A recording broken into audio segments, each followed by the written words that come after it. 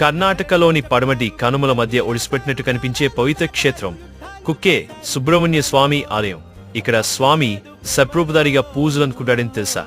కథ చెబుతుంది. తారకాసురుడిని సంహరించిన అనంతరం స్వామి నాగసేనలను ఆశ్రయించాడు. నాగాలు ఆపదలో ఉన్న సమయంలో స్వామివారిని రక్షించడంతో నాగులు ఆయన్ను తమ దేవతగా పూజించడం మొదలెట్టారు. ఇంతకీ మీకు తెలియని సంగతి ఏంటంటే, ఈ ఆలయంలో నిత్యం ఒక అంతర్ముఖమైన రహస్యం దాగి ఉంది. గర్భగుడిలో భక్తులు చూడలేని ప్రదేశంలో భూమి లోతుల్లో ఒక పెద్ద నాగరూపం ఉంది. అది పూర్వం త్రేతాయుగంలో భూలోకం మీద పడిపోయిన ఆది శేషుని అవశేషం అని చెబుతారు.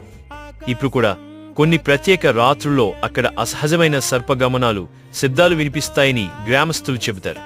అది స్వామి మహిమంటారు. ఇది కేవలం ఆలయం కాదు, సాక్షాత్తు నాగదేవతల వాస్తవం. అందుకే ఇక్కడ నాగప్రతిష్ఠ చేసిన వారికి జీవితంలో బంధనాలు తొలగిపోతాయని నమ్మకం.